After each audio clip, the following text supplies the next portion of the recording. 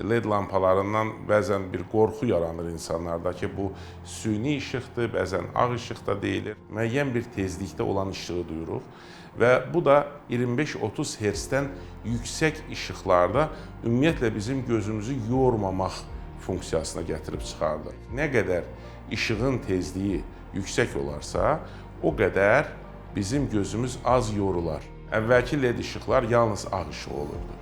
İndiki LED işıqları isə siz sarı rəngdə də seçə bilirsiniz. Bu artıq közərmə lampalarından heç bir fərq yaratmır.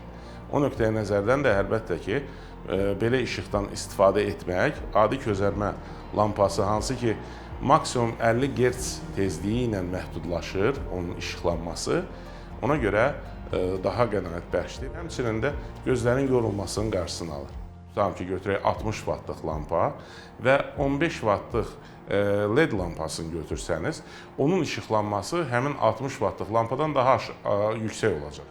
Siz 60 V'lıq lampanı götürsəniz, közərmə lampasının, onun elektromaqnet şüalanması daha çox olacaqdır. Və əgər tutalım ki, biz götürsək hər hansı bir evdə istifadə olunan çılçırağı, onun üzərində əgər bir dənə lampa yox, bir neçə dənə lampadırsa və bunlar hamısı 60 V'lıq lampa olsa, görün bu nə qədər cəryan deməkdir və nə qədər elektromaqnet şüalanma deməkdir. O zaman belə fikrə gəlib çıxa bilirik ki, elektromaqnet şüalanması çox olduğuna görə közərmə lampalarında daha çox risk var idi. Tam zərərsizdir LED lampaları. Bizim gündəlik həyatımızda yerinə yetirdiyimiz iş həm ofis işi olsun, həm evdə icra etdiyimiz iş, həmçinin məsələn uşaqların evdə dərsləri yerinə yetirmə zamanı LED işıqlarının olması daha yaxşıdır.